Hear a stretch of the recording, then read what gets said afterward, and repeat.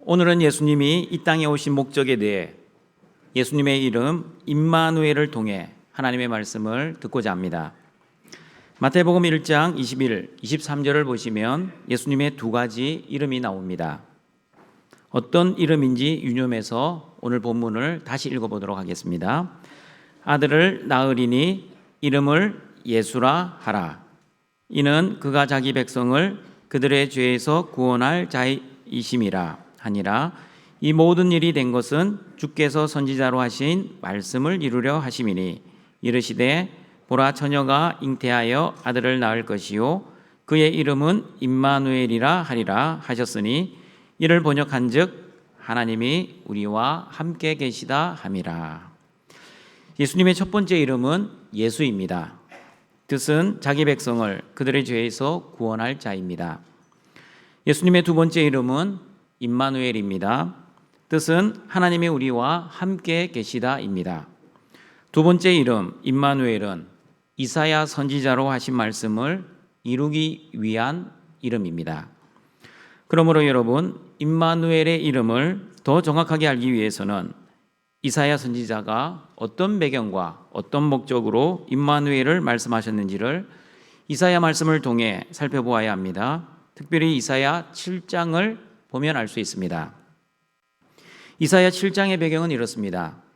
남유다 아하스 왕 때에 아수르라는 나라가 세력을 확장하고 있었습니다.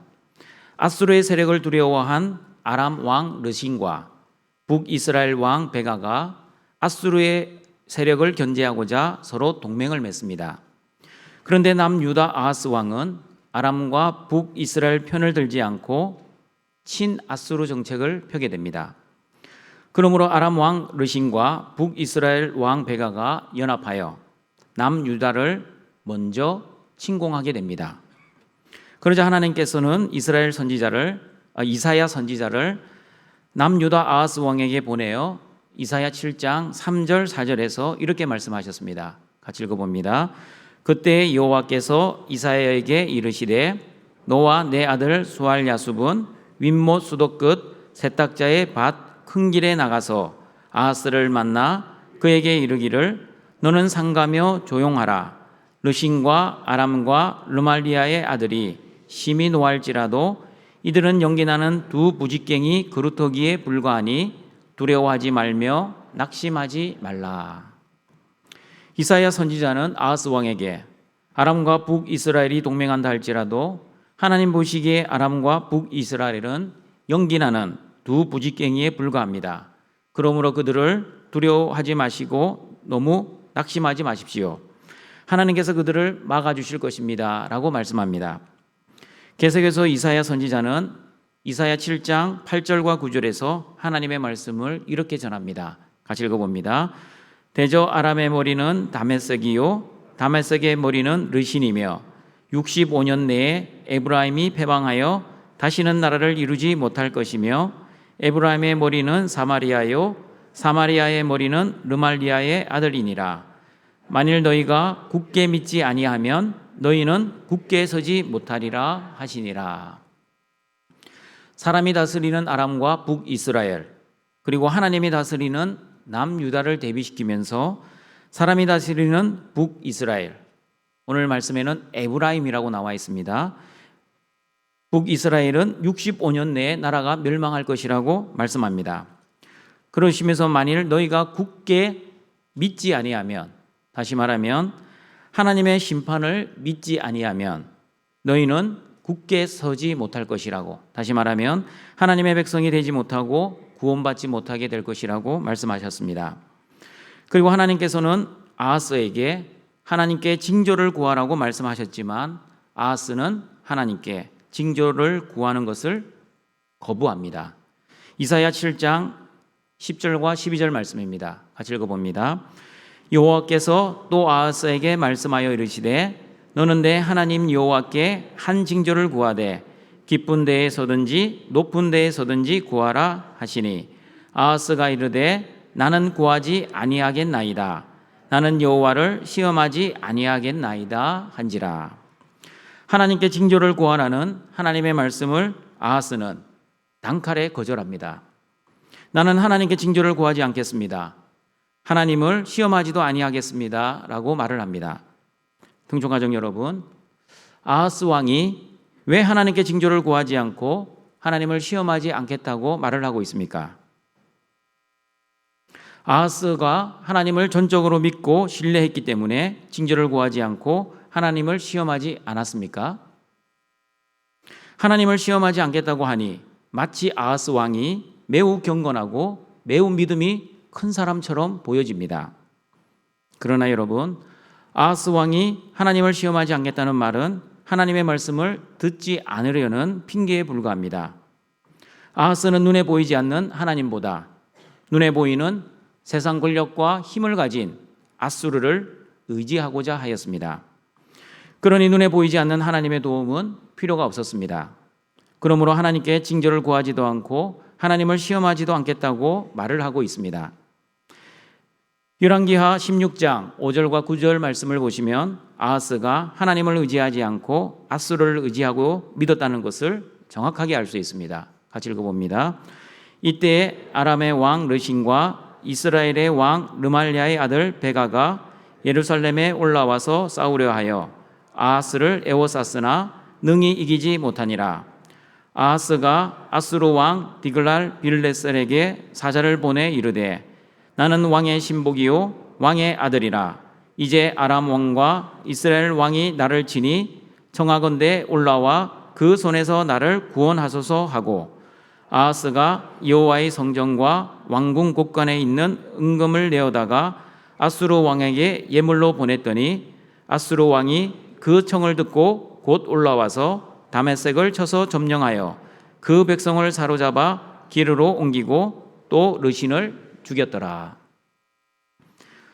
선지자 이사야가 아하스 왕에게 하나님께 징조를 구하고 도움을 구하라고 할 때는 나는 하나님을 시험하지 않겠다고 했던 아하스 왕이 아수르 왕 디글랏 빌레셀에게는 어떻게 하고 있습니까? 올라와 나를 구원해 주십시오라고 원군을 요청하면서 성전과 왕궁 곳간에 있는 금과 은을 아수르 왕 디글랏 빌레셀에게 예물로 바칩니다.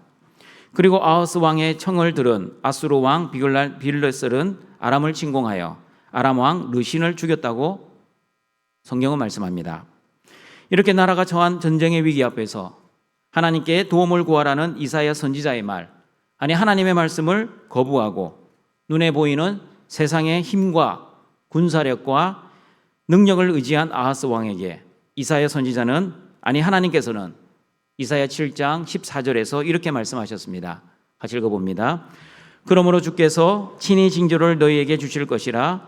보라, 처녀가 잉태하여 아들을 낳을 것이요 그의 이름을 임마누엘이라 하리라. 아하스 왕이 하나님에게 징조를 구하지 아니하였으나 하나님께서는 직접 아하스 왕에게 징조를 보여주시겠다고 말씀하십니다.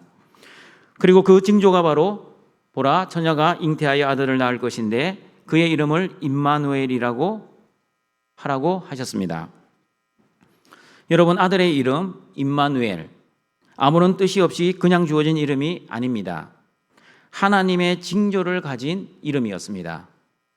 이사야 8장 18절에서도 이사야 선지자의 아들의 이름은 이스라엘의 징조와 예표가 될 것이라고 정확하게 말씀하고 있습니다. 같이 읽어봅니다. 보라, 나와 및 여호와께서 내게 주신 자녀들이 이스라엘 중에 징조와 예표가 되었나니 이는 시온산에 계신 만군의 여호와께로 말미암은 것이니라. 그러므로 여러분, 이사야 선지자의 아들의 이름은 이스라엘의 징조와 예표입니다. 그러므로 이사야 아들의 이름이 어떤 뜻인지를 알아야 하나님이 왜 임마누엘의 징조를 주셨는지를 알 수 있습니다. 그리고 여러분, 이사야 선지자가 아하스 왕에게 나아갈 때 혼자 간 것이 아니라 이사야 선지자의 첫째 아들을 데리고 갔습니다. 이사야의 결정이 아니라 하나님의 결정이셨습니다. 이사야 7장 3, 4절 다시 읽어보겠습니다. 그때 여호와께서 이사야에게 이르시되 너와 내 아들 스알야숲은 윗못 수도 끝 세탁자의 밭 큰 길에 나가서 아하스를 만나 그에게 이르기를 너는 상가며 조용하라. 르신과 아람과 르말리아의 아들이 심히 노할지라도 이들은 연기나는 두 부지깽이의 구루터기에 불과하니 두려워하지 말며 낙심하지 말라. 이사야 선지자의 첫째 아들 이름은 스왈 야숲입니다. 각주를 보시면 이름의 뜻을 알 수 있습니다. 스왈 야숲의 뜻은 남은 자가 돌아오리라 라는 뜻입니다. 그리고 이사야 8장을 보시면 이사야는 둘째 아들을 낳습니다. 그리고 하나님께서는 둘째 아들의 이름을 마헬살렐 하스바스라고 지어주셨습니다. 마헬살렐 하스바스 이름의 뜻은 각주를 보시면 노략이 속함이라는 뜻입니다. 약탈에 빠르고 포에게 신속하다라는 뜻입니다. 전쟁이 일어났을 때 약탈을 빠르게 하고 전리품을 신속히 빼앗을 것이라는 뜻입니다. 그러므로 아수르가 곧 아람과 북이스라엘을 침략하여 노략하고 심판을 하겠다는 뜻입니다. 그러면 남유다는 어떻게 됩니까? 하나님이 임마누엘 하십니다. 즉 하나님이 유다와 함께 하시면 어떤 일이 일어납니까? 하나님의 구원을 경험하게 됩니다. 여러분, 이것이 바로 임마누엘, 하나님이 우리와 함께 하신다는 이름의 뜻입니다. 하나님의 선택을 받은 사람들은 임마누엘의 은혜, 즉 남은 자들에게 구원의 은혜를 베풀어 주시지만 하나님의 선택을 받지 못한 사람들에게는 심판이 임할 것입니다. 그러므로 이사야 선지자 큰아들의 이름 스왈 야숲, 즉 남은 자가 돌아오리라는 뜻과 예수라는 이름의 뜻, 그가 자기 백성을 그들의 죄에서 구원할 자는 같은 뜻의 이름입니다. 그러므로 동청가족 여러분, 임마누엘, 즉 하나님이 우리와 함께 하시면 심판과 구원이 동시에 일어납니다. 다시 말씀드립니다. 임마누엘, 즉 하나님이 우리와 함께 하시면 심판과 구원이 동시에 일어납니다. 하나님의 선택을 받지 못한 세상은 심판이 임하지만 하나님의 자녀들, 즉 하나님의 선택을 받은 남은 자들은 구원을 받게 됩니다. 그러므로 예수라는 이름은 구원이라는 뜻이고 임마누엘의 이름은 하나님은 이 세상 속에서 하나님의 자녀들, 즉 남은 자들을 구별하여 구원하시지만 그러나 하나님을 의지하지 않고 세상의 힘과 능력을 의지하는 사람들을 심판하시겠다는 뜻입니다. 그러므로 여러분, 하나님이 저와 여러분에게 임마누엘 하시면 첫 번째, 하나님과 함께 살지 않는 사람들에게는 죄의 심판이 일어나지만 하나님과 함께 사는 사람들에게는 죄를 깨닫게 해주시고 죄를 회개하고 그리고 죄를 용서받는 은혜가 임할 것입니다. 여러분, 하나님의 심판 가운데 가장 심한 심판이 어떤 심판인지 아십니까? 로마서 1장 24절 25절을 보시면 가장 심한 하나님의 심판에 대해 이렇게 말씀하고 있습니다. 같이 읽어봅니다. 그러므로 하나님께서 그들을 마음의 정욕대로 더러움에 내버려 두사 그들의 몸을 서로 욕되게 하게 하셨으니 이는 그들이 하나님의 진리를 거짓 것으로 바꾸어 피조물을 조물주보다 더 경배하고 섬김이라. 하나님께서 내가 죄를 지었음에도 불구하고 간섭하지 아니하시고 벌하지 아니하시고 그냥 내버려 두는 것이 바로 가장 심한 심판입니다. 그러므로 여러분이 죄를 지으면 양심의 가책을 느끼십니까? 그러면 하나님께 감사하십시오. 왜냐하면 회개할 기회가 아직도 남아있기 때문입니다. 그러나 죄를 지어도 아무런 감정이 들지 않습니까? 그러면 영적으로 이미 위험한 단계입니다. 그리고 하나님의 심판이 두렵지 않습니까? 그러면 양심의 화인을 맞았다는 증거입니다.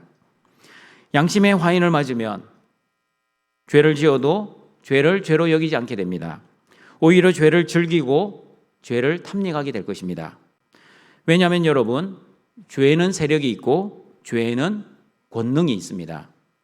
죄를 지으면 묘한 쾌락이 있고 즐거움이 있고 기쁨이 있습니다. 예를 들어 보겠습니다.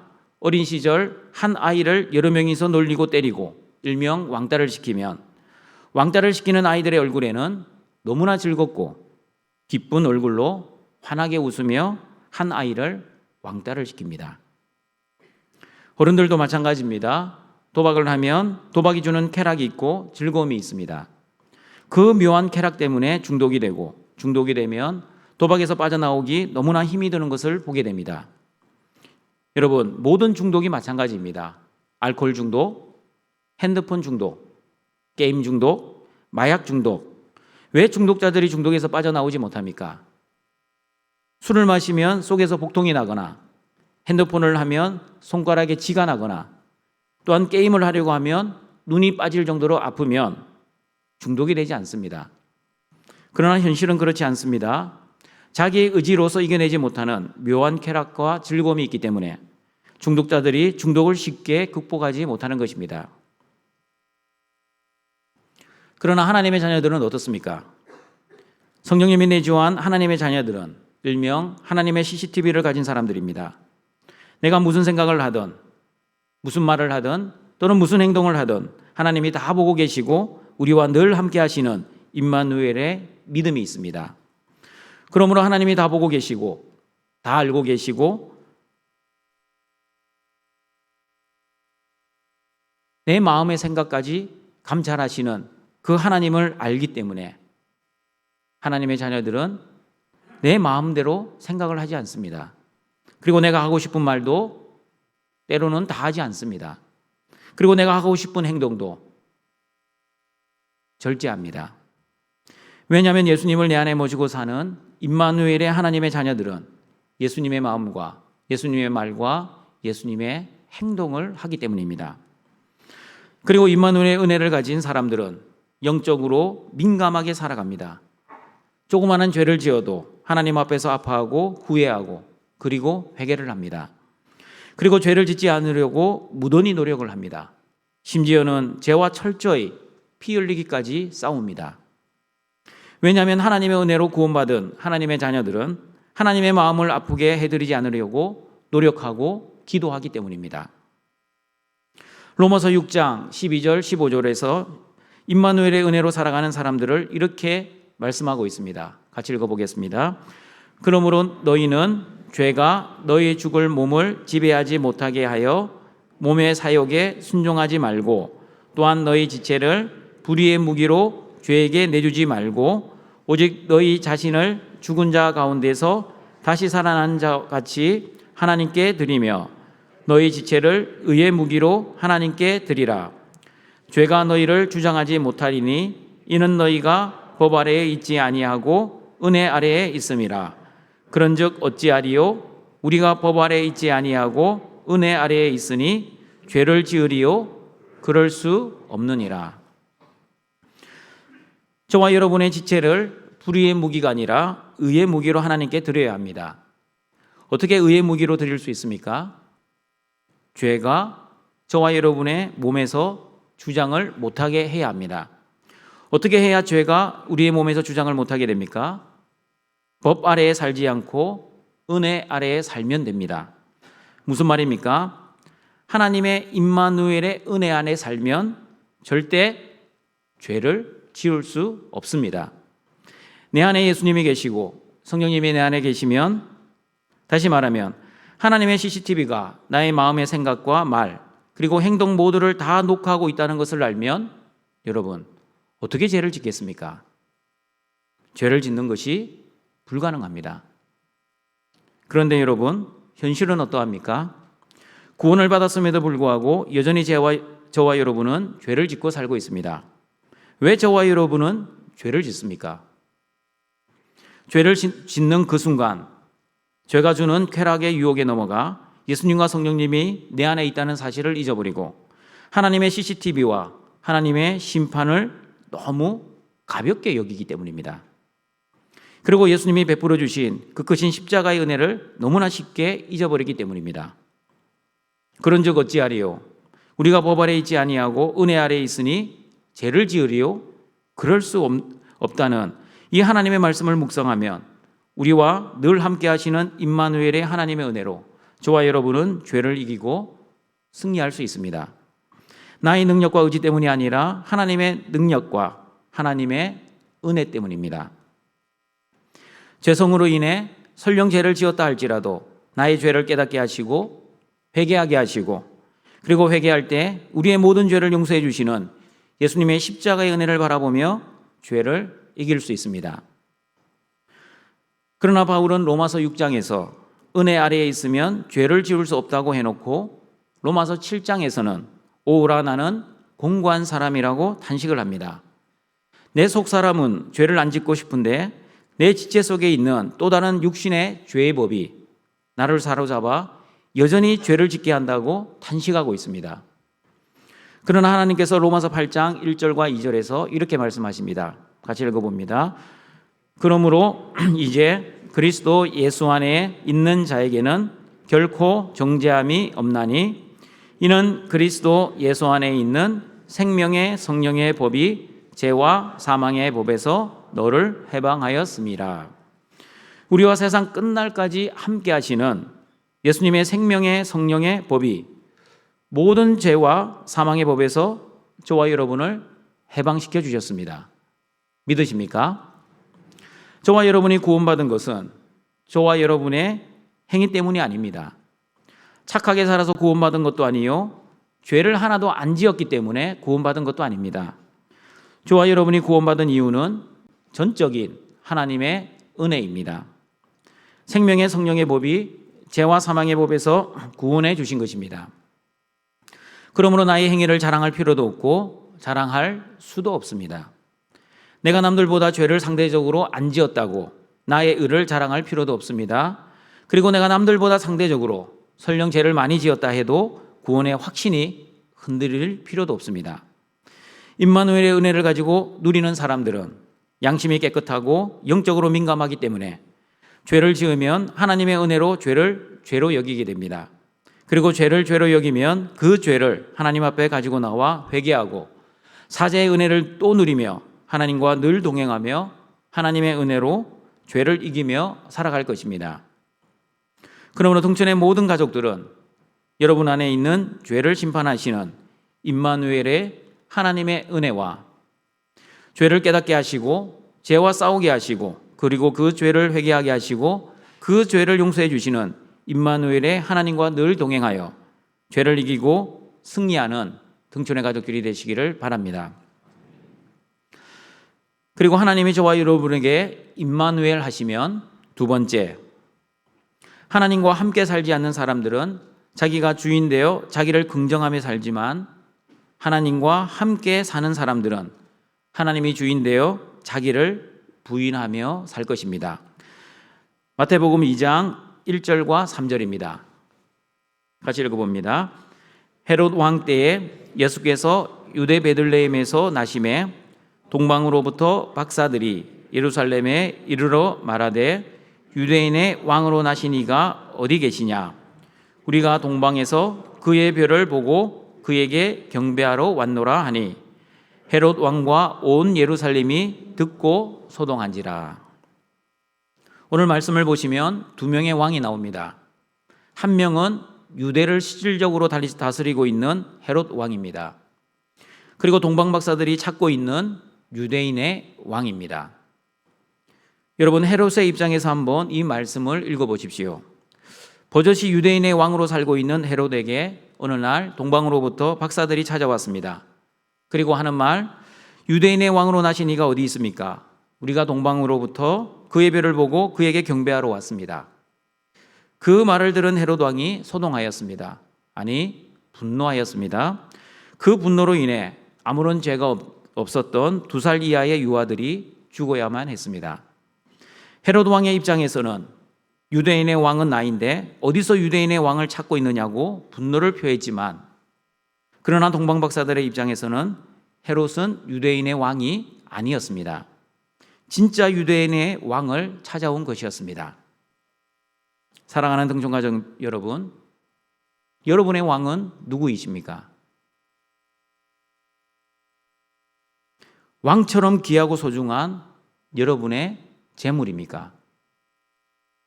아니면 여러분의 목숨보다도 사랑하는 여러분의 자녀들이 여러분의 왕입니까?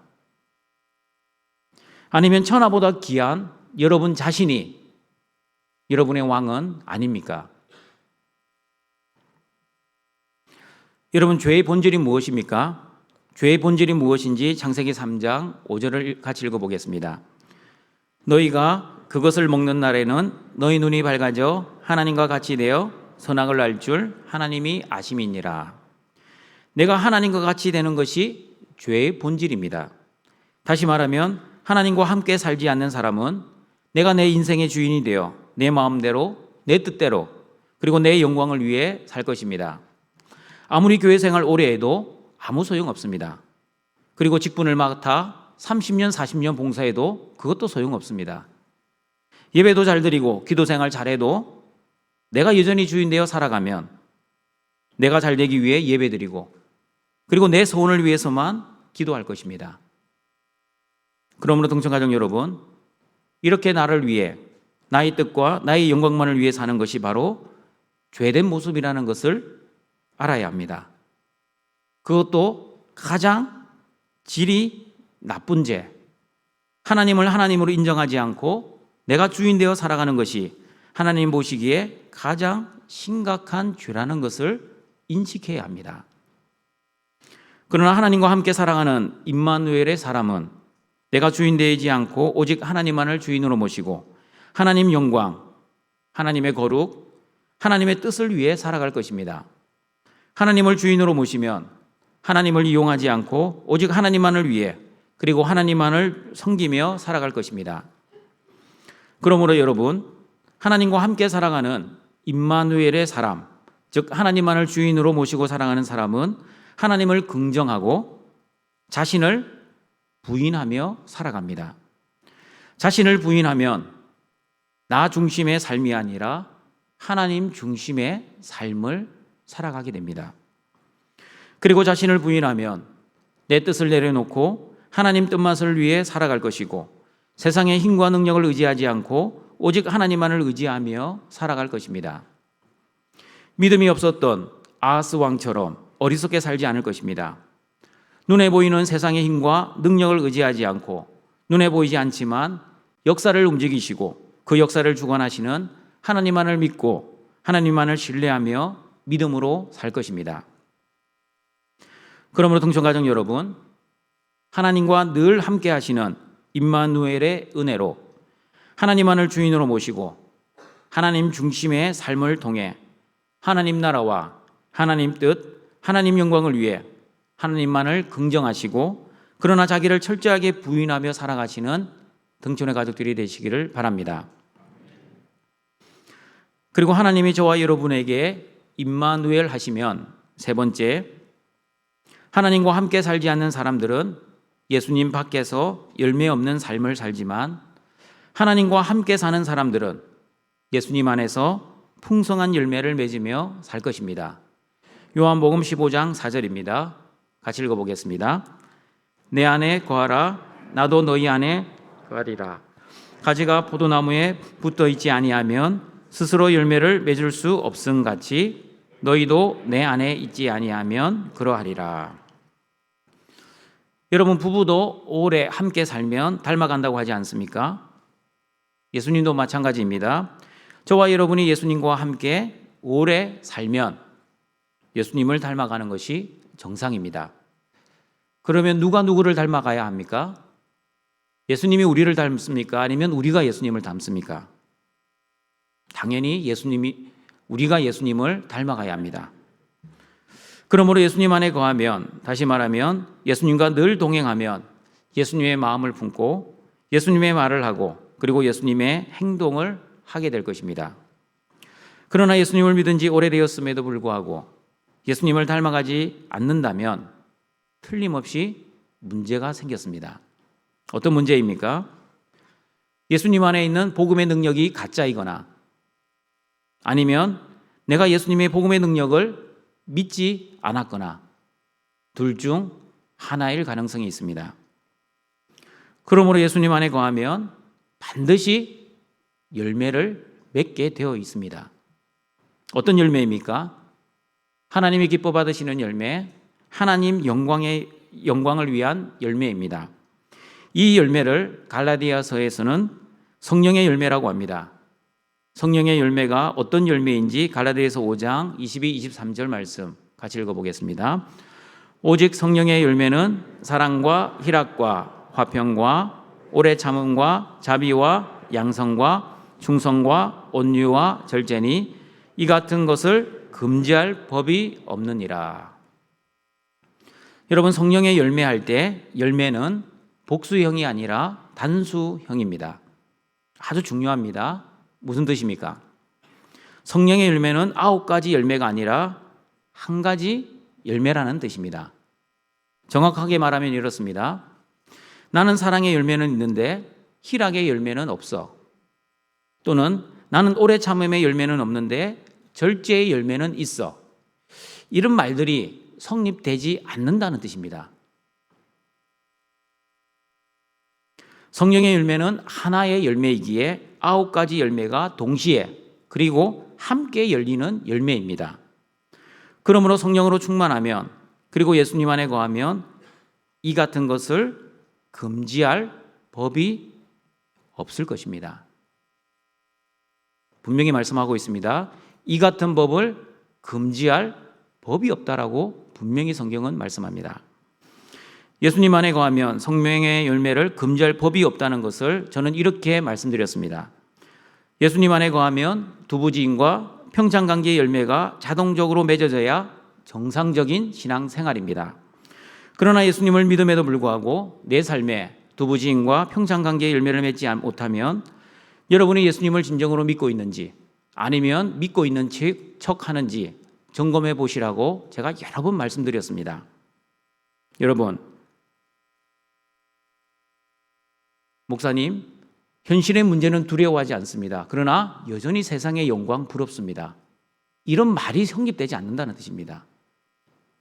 수학적으로나 문법적으로는 말이 성립되겠지만 영적으로는 이런 말은 성립되지 않습니다.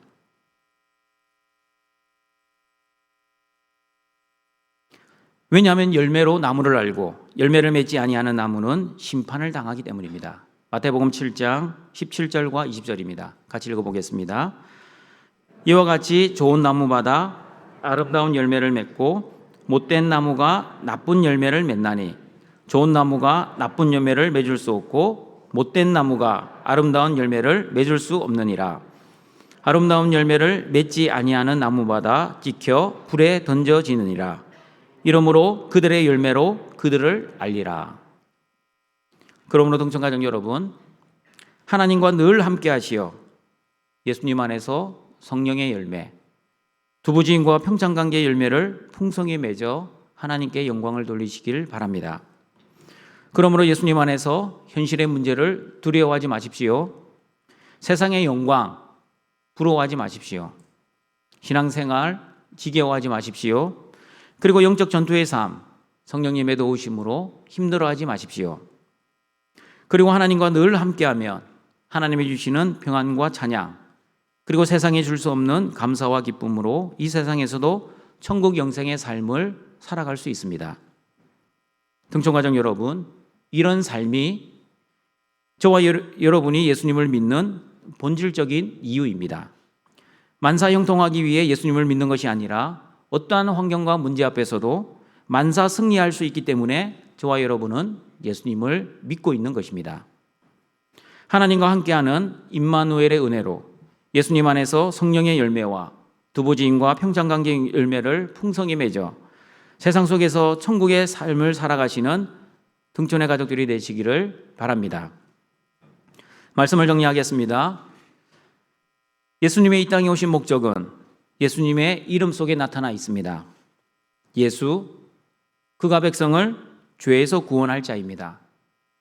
그리고 임마누엘, 하나님의 은혜로 하나님의 남은 자는 구원하지만 세상의 힘과 능력을 의지하는 사람들은 심판하십니다. 그러므로 예수님이 이 땅에 오신 목적은 구원과 심판입니다. 그리고 예수님이 다시 오시면 똑같은 목적으로 오십니다. 하나님의 교회는 구원하지만 세상을 심판하러 예수님은 재림하실 것입니다. 그러므로 여러분, 하나님의 자녀인 저와 여러분은 걱정하지 마십시오. 하나님의 은혜로 예수님을 믿으면 항상 예수님이 저와 여러분과 세상 끝날까지 함께 하실 것입니다. 임마누엘의 은혜를 누리게 될 것입니다. 그러므로 임마누엘의 은혜가 임하면 첫 번째, 죄는 심판당하고 죄를 깨닫게 되고 죄를 기피하게 되고 죄를 회개하게 되고 그리고 용서의 은혜를 누리게 될 것입니다. 그리고 임마누엘의 은혜가 임하면 두 번째, 하나님만을 주인으로 모시고 하나님을 긍정할 것입니다. 그리고 자기를 부인하며 하나님의 영광, 하나님의 뜻, 하나님 거룩의 삶을 통해 하나님 중심의 삶을 살 것입니다. 그리고 임마누엘의 은혜가 임하면 세 번째, 예수님 안에서 풍성한 성령의 열매, 그리고 두 부지인과 평창관계의 열매를 맺으며 이 땅에서 천국 영생의 삶을 살아가게 될 것입니다. 그러므로 동청가족 여러분, 예수님은 저와 여러분에게 구원과 임마누엘의 은혜를 주시고자 이 땅에 오셨습니다. 그 구원의 은혜와 임마누엘의 은혜를 풍성히 누리며 사시는 모든 등촌의 가족들이 되시길 주님의 이름으로 축원합니다. 사랑과 자비가 풍성하신 하나님 아버지, 허물과 죄로 죽었던 죄인들을 살려주시고 하늘 영광을 버리시고 이 땅에 성육신하신 예수 그리스도의 은혜와 하나님의 무한하신 사랑에 감사드립니다. 전능하신 예수님을 믿는 믿음으로 세상의 힘과 능력을 의지하지 않고 세상 끝날까지 우리와 항상 함께 하시는 예수님만 믿는 등촌의 가족들이 되기를 소망합니다. 임마누엘의 은혜로 죄를 회개하게 하시고 하나님만을 주인으로 모시고 하나님만을 긍정하고 자기를 부인하며 하나님의 영광과 하나님 중심의 신앙생활을 하게 하시고 또한 예수님 안에서 맺어지는 풍성한 성령의 열매를 맺고 우리의 일상의 삶 속에서도 두부지인과 평창관계의 열매를 맺어 이 땅에서도 천국 백성답게 살아가는 은혜를 우리 모든 등촌의 가족들에게 내려 주시옵소서. 예수님의 이름으로 기도드립니다. 아멘.